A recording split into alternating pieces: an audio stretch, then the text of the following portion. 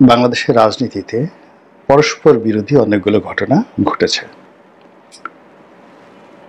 ছাত্রদের এবং জনতার যে আন্দোলন, সে আন্দোলনে সরকার বাধ্য হয়েছে আওয়ামী লীগের যে কার্যক্রম, সে কার্যক্রম নিষিদ্ধ করার জন্য পরিপত্র বা অধ্যাদেশ জারি করার জন্য শর্ত সাপেক্ষে। আওয়ামী লীগের যে বিচার চলছে দল হিসেবে এবং আওয়ামী লীগ নেতাদের যে বিচার চলছে, বিচারিক যে কার্যক্রম যতদিন চলবে ততদিন পর্যন্ত আওয়ামী লীগ বাংলাদেশে কোনো রাজনৈতিক কার্যক্রম চালাতে পারবে না।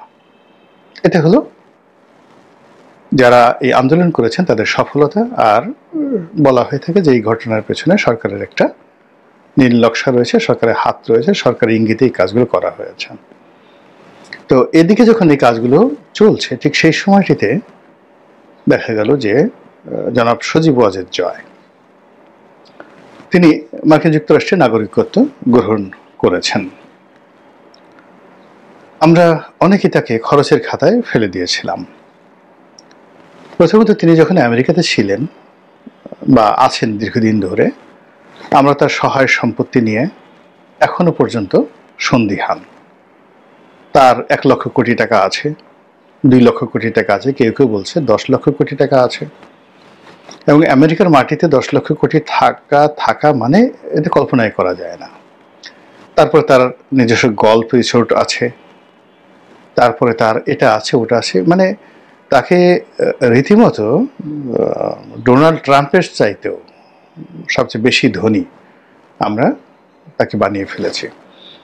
যদি ধরুন আপনি $1 বিলিয়ন অন অ্যাভারেজে 10,000 কোটি টাকা যদি ধরেন, তো 1 লক্ষ কোটি টাকা যদি থাকে তাহলে তার $10 বিলিয়ন আছে। আর যদি 10 লক্ষ কোটি টাকা থাকে তাহলে তার $100 বিলিয়ন থাকার কথা। তো যারা বলছি আমরা যে তার 10 লক্ষ কোটি টাকা বাংলাদেশ থেকে পাচার করে তিনি আমেরিকাতে নিয়ে গেছেন এবং পুরো টাকাটাই তার কাছে আছে।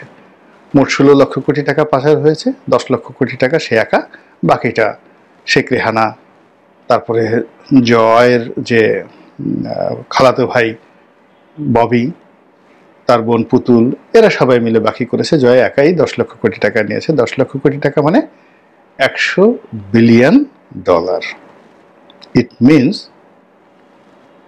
আম্বানি, আদানি, ডোনাল্ড ট্রাম্প, তারপরে জেব বাফোস, ঠিক এদের পর্যায়ে, মানে পৃথিবীর যে ধনী ব্যক্তিদের তালিকায় 100 জন ধনী ব্যক্তিদের তালিকায় তার নাম চলে আসার কথা। তো এরকম যখন আমরা প্রচারণা তাকে নিয়ে করেছি এবং এই সময়তে করেছি, হঠাৎ করে দেখা গেল তার কয়েকটা ছবি, তিনি নিউ ইয়র্কের রাস্তায় ঘুরছেন। তার পরনে ছিন্ন কাপড় চোপড়, মুখে দাড়ি এবং চেহারা যথেষ্ট মলিন, এবং তিনি যে কোটটি পরে আছেন স্পষ্টতই আপনি দেখবেন যে খুবই কম দামের একটা কোট। আমাদের এই সমাজে যে কারো $1 লাখ, মানে আমেরিকার সমাজে যার $1 লাখ সেভিংস আছে, সে ওই সমস্ত কোট পরাতে দূরের কথা ফেলেও দেয় না। তো এক্ষেত্রে সে যদি এই কোট পরে থাকে অভিনয় করার জন্য পরেছে, অথবা তার টাকা নেই, অথবা সেরকম একটা পরিবেশ পড়ছে সে ওইরকমই কাপড় চোপড় পরে। এনিওয়ে, তো ওটা নিয়ে আমরা খুব ট্রল করলাম। তারপরে আগস্ট মাসের পর থেকে তার বিভিন্ন কথাবার্তা তিনি বললেন, আমরা দেখলাম যে না, তার কথাবার্তার কোনো যুক্তি নেই। আবার তিনি কিছু কথাবার্তা বললেন, দেখলাম বেশ যুক্তি আছে, বিএনপির সঙ্গে তিনি এখন বন্ধুত্ব করতে চাচ্ছেন।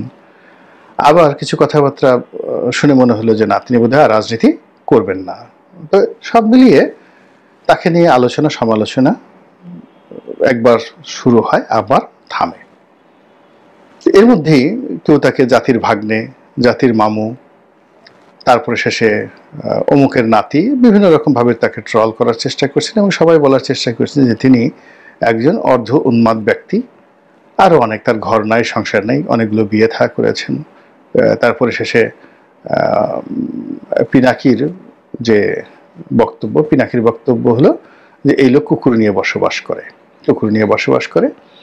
এবং পিনাকি শুধুমাত্র যে জয়কে নিয়ে কথা বলেন তা নয়, তার সঙ্গে সঙ্গে অন্যান্য যারা বাংলাদেশে বিড়াল প্রীতি দেখান, কুকুর প্রীতি দেখান, তাদেরকেও তিনি কটাক্ষ করেন। তো যাই হোক, এইগুলোর সঙ্গে আমাদের বাংলাদেশে কিন্তু অনেক লোক কমপ্লাই করে। সেই কমপ্লাই করার মধ্যে হঠাৎ করে আমরা দেখলাম যে তিনি মার্কিন যুক্তরাষ্ট্রের নাগরিকত্ব লাভ করেছেন। তো সবাই বলার চেষ্টা করলেন যে শেষ, একেবারেই শেষ, বাংলাদেশে আর জয়ের কোনো অধ্যায় থাকবে না, এখন সে আমেরিকার নাগরিক হয়ে গেছেন, তিনি বাংলাদেশ নিয়ে হয়তো কোনোদিন আর চিন্তা করবেন না, আওয়ামী লীগ নিয়ে কোনো আর চিন্তা করবেন না, তিনি সেই দেশে থাকবেন। এক আর একটা গ্রুপ হলো, এটা একটা কাজ হলো, যারা নিজেদেরকে মুক্তিযুদ্ধের ধারক এবং বাহক মনে করেন, তারপরে মুক্তিযুদ্ধের সপক্ষের শক্তির মুখপাত্র মনে করেন, সেই লোক আমেরিকার নাগরিকত্ব নিল। এটা একটা কাজের কাজ হলো, এটা খুব জঘন্য একটা কাজ। এইভাবে যখন সমালোচনা করে তাকে রাজনীতি থেকে বের করে দেওয়ার চেষ্টা করছি, ঠিক সেই সময়টাতে এই যে আওয়ামী লীগ নিষিদ্ধ হয়ে গেল আর আমেরিকার তিনি নাগরিকত্ব নিলেন। দুটো একসাথে মিলানোর পরে যে খবরটি শকিং, সেটি হলো যে তিনি ভারত সরকারের আমন্ত্রণে দিল্লি আসছেন এবং কলকাতা আসছেন আওয়ামী লীগ এবং নেতাকর্মীদের সাথে সাক্ষাৎ করার জন্য, এবং তার মায়ের সঙ্গে সাক্ষাৎ করার জন্য, তার বোন, অন্যান্য যারা আত্মীয় স্বজন রয়েছেন। এটা ভারত সরকারের আয়োজনে। আপনি বোঝার চেষ্টা করেন জিনিসটা কোথায় গেল এবং কি হতে গেছে। এখন তার যে এই যে মার্কিন নাগরিকত্ব, এটি নিয়ে আপনাকে নতুন করে চিন্তা করতে হবে যে তিনি হঠাৎ করে বাংলাদেশের নাগরিকত্ব ত্যাগ করলেন কেন। ত্যাগ করলেন এই কারণে যে বাংলাদেশ সরকার যে কোনো মুহূর্তে তার পাসপোর্ট বাতিল করবে, আর যদি পাসপোর্ট বাতিল করে দেয় তাহলে তিনি সঙ্গে সঙ্গে রিফিউজি হয়ে যাবেন, এবং ওই অবস্থায় ইচ্ছা করলে কোনো একটা দেশের নাগরিকত্ব গ্রহণ করা তার জন্য খুব একটা কঠিন একটা বিষয় হয়ে যাবে। যেভাবে শেখ হাসিনার পাসপোর্ট বাতিল করা হয়েছে, অনেকের পাসপোর্ট বাতিল করা হয়েছে। তো সেই দিক থেকে তার এই যে আমেরিকান পাসপোর্ট, এটি তার জন্য একটা শিল্ড। পৃথিবীর অনেক দেশে তিনি অবাধে বিচরণ করতে পারবেন কোনো রকম পাসপোর্ট ছাড়া, কোনো রকম ভিসা ছাড়া। এই গেল তার প্রথম সুবিধা। দ্বিতীয় সুবিধা হলো মার্কিন নাগরিক হিসেবে তিনি আমেরিকার একটা, যাকে বলা হয় রক্ষা কবচ, আমেরিকাকে নিজের রক্ষা কবচ হিসেবে তিনি ব্যবহার করতে পারবেন। ভবিষ্যতে যখন তার দরকার হবে তিনি সঙ্গে সঙ্গে কিন্তু সেই আমেরিকান পাসপোর্ট ত্যাগ করে আবার বাংলাদেশের পাসপোর্ট নিতে পারবেন। যেমন আমাদের দেশের অনেক রাজনীতিবিদ, এখন ধরেন এই সরকারেরই তো অনেকেরই আমেরিকান পাসপোর্ট আছে, অন্তর্বর্তীকালীন সরকারের, বিএনপি সরকারের, তারপরে আওয়ামী লীগ সরকারের অনেকেরই আমেরিকান পাসপোর্ট ছিল। অনেকে সেই পাসপোর্ট ত্যাগ না করেই আমেরিকান পাসপোর্ট নিয়ে মন্ত্রী হিসেবে দায়িত্ব পালন করেছেন, এমপি হিসেবে দায়িত্ব পালন করেছেন। আবার অনেকে পাসপোর্ট সেটা বাতিল করে, যেমন এহসানুল হক মিলন সাহেব, তিনি বাংলাদেশের পাসপোর্ট নিয়ে, তার আমেরিকান পাসপোর্ট ছিল, তিনি সেই রাজনীতি করেছেন, মন্ত্রী হয়েছেন। কিন্তু এখন যেটা হলো, গত আওয়ামী লীগ সরকারে অনেক ছিল, যেমন যে মোমেন সাহেব ছিলেন, তো তিনি তো একসাথে দ্বৈত তার আমেরিকান যে পাসপোর্ট সেটা স্যারেন্ডার করেছেন, এরকম কোনো নজির আমাদের জানা নেই। কিন্তু তার সঙ্গে সঙ্গে তিনি বাংলাদেশের ডিপ্লোম্যাটিক পাসপোর্ট হোল্ড করতেন। আবার এখন এই যে এখন খুব আলাপ আলোচনা হচ্ছে মার্কিন সরকারের মানে একেবারে ঘনিষ্ঠ কয়েকজন লোক, তাদের মধ্যে নিরাপত্তা উপদেষ্টা, তারপরে এই যে মানে সংস্কার কমিশনের যিনি প্রধান আলী রিয়াজ সাহেব, এরকম আরও অনেকেরই আমেরিকান পাসপোর্ট রয়েছে। তো সেই আমেরিকান পাসপোর্ট নিয়েই তো তারা এই কাজগুলো করে যাচ্ছেন। ফলে জয়ের যে আমেরিকান পাসপোর্ট, সেই আমেরিকান পাসপোর্ট মিনস যে আমেরিকা তাকে ওন করতে বাধ্য বা ওন করছে, এবং এই সময়টাতে, এরকম একটা ক্রিটিক্যাল সময়টিতে ডোনাল্ড ট্রাম্প যখন ক্ষমতায় এসছে, তখন তার রাতারাতি আমেরিকান পাসপোর্ট পাওয়া এটা চারটিখানি বিষয় নয়। মানে এটার পেছনে অনেক কিছু আছে। দিল্লির কূটনীতি আছে, আমেরিকার কূটনীতি আছে, এবং সৌদি আরবের কূটনীতি আছে। এবং আপনারা জানেন মোরলে যে আওয়ামী লীগ তাদের যে ক্ষমতাকালীন সময় কতগুলো সম্পর্ক করে ফেলেছিলেন ব্যক্তিগত। যেমন ফ্রান্সের প্রেসিডেন্ট ইম্মানুয়েল ম্যাক্রোর সঙ্গে শেখ হাসিনা পরিবারের একটা পারিবারিক সম্পর্ক ছিল, এবং সেই সম্পর্কটা তিনি এখন হোল্ড করেন। এবং ফ্রান্স এমন একটা জাতি, এরা কিন্তু অন্য দেশের মধ্যে এতটা বেইমান মুনাফেক না। যেমন আপনি দেখেন গাদ্দাফির সঙ্গে সার্কোজি, প্রেসিডেন্ট সার্কোজির একটা ভালো সম্পর্ক ছিল এবং ওটাকে কাজে লাগিয়ে তিনি জাতিসংঘে এই প্রথমবারের মতো ভাষণ দিতে পেরেছিলেন মুয়াম্মার গাদ্দাফি। আবার এই যে ম্যাক্রোর সঙ্গে শেখ হাসিনার যে সম্পর্ক, তিনি দিল্লি যাওয়ার পথে ঢাকাতে এসে শেখ হাসিনার সঙ্গে তিনি সাক্ষাৎ করে গেছেন এবং সম্পর্ক দেখলে আপনি বুঝতে পারবেন মাসেলের সম্পর্ক। 2 নম্বর হলো মোদির সাথে ভারতের সাথে তাদের যে পারিবারিক সম্পর্ক। 3 নম্বর হলো ভুটানের সাথে, ভুটানের যে এখন রাজা আছেন তিনি সজীব ওয়াজিদ জয়ের ক্লাসমেট, একসাথে তারা হার্ভার্ডে পড়াশোনা করেছেন।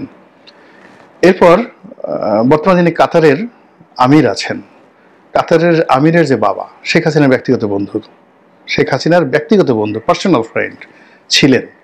তো সেই সুবাদে কাতারের যে আমির, সেই কাতারের আমিরের সঙ্গে তার যে সম্পর্কটা, সেই সম্পর্কটা কোন পর্যায়ে আছে।